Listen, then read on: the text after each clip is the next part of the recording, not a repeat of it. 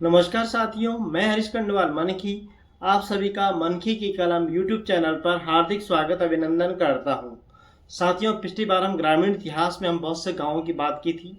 डांडा मंडल क्षेत्र का एक प्रमुख गांव रह गया था जिसमें है देवराना गांव। देवराना गांव अपने आप में काफ़ी बड़ा गांव है। 12 जातियां, 12 अनाजों के लिए फेमस रहा है।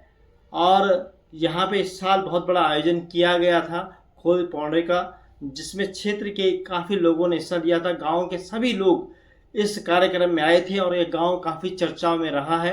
रामलीलाओं का यहाँ पे आयोजन होता रहा है। अपने राजनीतिक और सामाजिक आर्थिक की दृष्टि से भी गांव मजबूत माना जाता है। तो क्या कुछ इतिहास रहा है, क्या कुछ वर्तमान स्थिति है देवराना गांव की, आगे आप वीडियो में देखिएगा। साथ ही आपको वीडियो अच्छी लगती है तो शेयर कीजिएगा। चैनल पे पहली बार आ रहे हैं और चैनल को अभी तक सब्सक्राइब नहीं किया है तो कृपया चैनल को सब्सक्राइब करना भी ना भूलिएगा। तो मिलते हैं, आप जानिएगा आगे वीडियो में कि क्या कुछ है देवराना गांव का इतिहास। जानिए आप भी। 12 अनाज और 12 जातियों के लिए प्रसिद्ध है देवराना गांव, जिसका पूरा नाम डिबरण गांव के नाम से भी जानते हैं। देवराना गांव का परिचय अगर हम दें तो देवराना गांव के बारे में कहा जाता है कि यहाँ पहले 12 अनाज और 12 जातियों के लोग निवास करते थे और 12 प्रकार के अनाज यहाँ होते थे।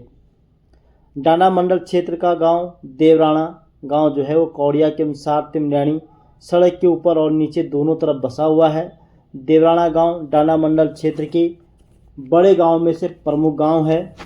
आज हम देवराना गांव के इतिहास, भूगोल और समाज आर्थिक स्थिति के बारे में आपको रूबरू करवाते हैं। समाज कैसा, सामाजिक स्थिति कैसी है, इस सब पर भी हम आज बात कर रहे हैं। देवराना गांव की अगर हम भौगोलिक स्थिति का बात करें तो देवराना गांव डांडा मंडल क्षेत्र के प्रमुख गांवों में से गिना जाता है। हरिद्वार ऋषिकेश से लगभग 40 किलोमीटर की दूरी, ऊंची पहाड़ियों में लंबाई में बसा हुआ एक गाँव है। अब कुछ लोग यहाँ सड़क से नीचे चले गए हैं तो यह दोनों तरफ बस गया है। देवराना के पूर्व में कांडई, दक्षिण में कचुंडा और अमोला गांव, पश्चिम में धारकोट और मोरड़ा गांव हैं। वहीं उत्तर दिशा में अगर हम बात करते हैं तालघाटी और सामने बौंसली गांव दिखाई देता है। यहाँ सीढ़ीनुमा खेत तालघाटी के प्रारंभिक स्रोत बड़काटल से शुरू हो जाते हैं और कचुंडा से लेकर कांडे और चमकोट सिद्धखाल तक फैले हुए हैं। देवराना गांव की मिट्टी बुलई मिट्टी है। यहाँ तापमान जो है हमेशा सामान्य रहता है। देवराना गांव का इतिहास की अगर हम बात करते हैं तो देवराना गांव भी लगभग 18वीं सदी के आसपास में बसा हुआ है, क्योंकि यहाँ पर निवास करने वाली सभी जातियों के लोगों की 7वीं 8वीं पीढ़ी चल रही है। देवराना गांव की ज़मीन रणचूला गांव की थोकदारी में पहले आता था। यहाँ रणचूला के असवालों की ज़मीन थी। दोगड्डा प्रखंड के डूंडे गांव से एक देवराना जाति के जो दंपति यहाँ पर रहने आते हैं और कहते हैं कि उनके नाम से यहाँ पर देवराना पड़ा, ऐसा लोग मानते हैं। लेकिन देवराना नाम क्यों पड़ा, क्या पड़ा, इसके बीच में कई अलग अलग बातें हैं। तो नाम पड़ने के कारण देवरान भी कहा जाता है। तो अगर हम केवल इतिहास की बात कर रहे हैं तो रणचूला के थोकदारों ने अपनी ज़मीन और राजस्व एकत्रित करने के लिए यहाँ के लोगों को बसाना शुरू किया। उसके बाद कुलेथा, जो रणचूला गाँव का पड़ोसी गाँव है, वहाँ की कंडवाल जाति के ब्राह्मणों को भूमि दान कर कुछ हिस्सा कंडवाल जाति के लोगों को दे दिया। देवराना गांव के कंडवाल जाति के लोग कुछ साल पहले तक पितृकोड़ी लगाने के लिए कुलेथा गांव ही जाते थे, जिससे स्पष्ट होता है कि देवराना में जो कंडवाल जाति के लोग हैं वो कुलेथा गांव के मूल निवासी हैं। देवराना गांव में जो देवरानी जाति के जो दंपति देवराना आए थे डुंडेक से, उनके बारे में एक लोक कहावत, लोकदंती, किंवदंती प्रचलित है। उनके उस किंवदंती के अनुसार हम बात करें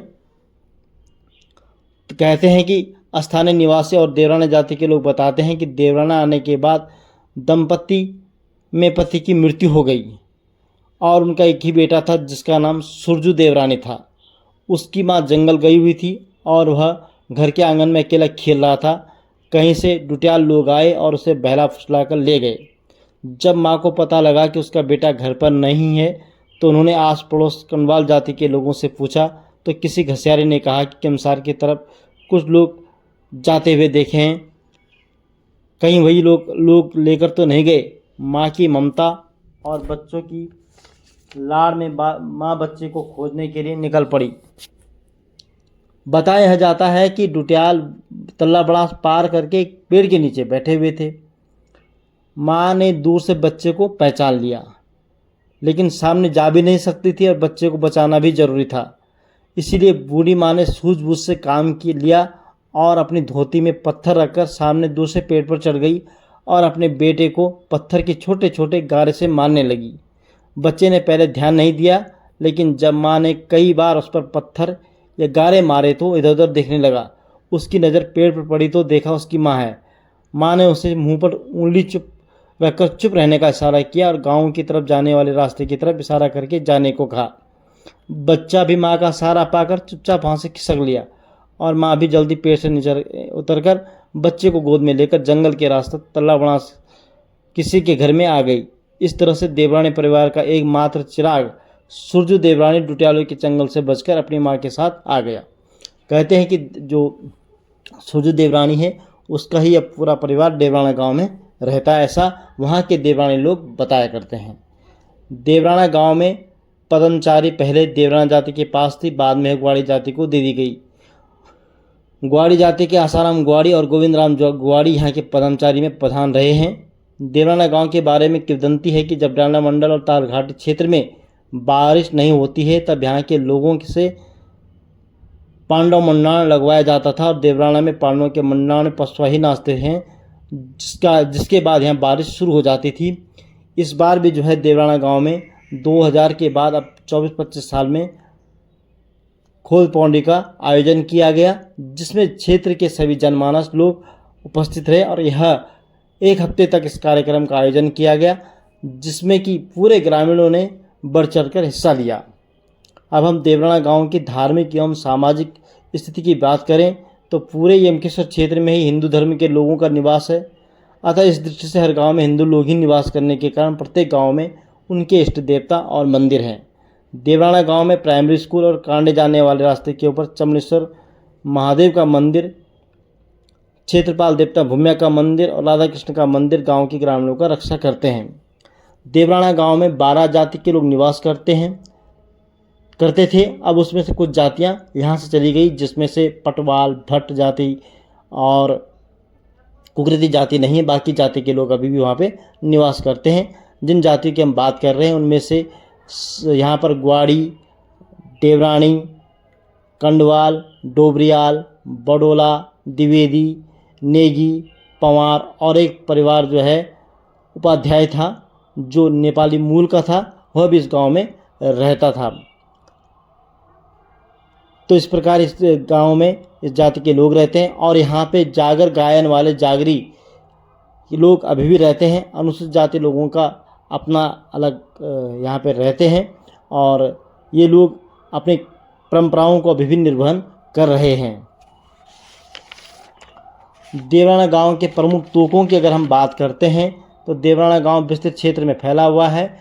यहाँ के प्रमुख तोप के साथ जिसमें आमधार, जहाँ रामजी वाले से आए पवार जाति के लोग निवास करते हैं। यहाँ पहले लाई की खेती प्रचुर मात्रा में होती थी। जनवरी फरवरी में बसंत के बाद पूरा आमधार तोक में लाई के पिंगली फूलों की खेती लहराया करती थी। इसी तरह से देवराना गांव के प्रमुख तोकों में बाड़ियों सारी, डंगुल्ड, डाबर, सौड़, सिंगवाड़ी खेत प्रमुख हैं। देवराना गांव की आर्थिक स्थिति की बात करते हैं तो देवराना गांव में खेती और पशुपालन प्रमुख रूप से आर्थिकी का आधार रहा है। वर्तमान में पलायन और जंगली जानवरों के कारण यहाँ भी खेती कुछ ही काश्तकार कर रहे हैं, जबकि देवराना गांव के बारे में कहावत थी कि यहाँ 12 जाति और 12 अनाज की खेती होती है। यहाँ सर्वाधिक मात्रा में तिलहनी फसल होती थी, जिसमें लाई, राड़ू प्रमुख मात्रा में होता था। इसके अतिरिक्त गेहूँ, जौ, धान, झंगोरा, मक्का, मनुआ, गहत, उड़द, लोबिया, आलू, प्याज भी होता है।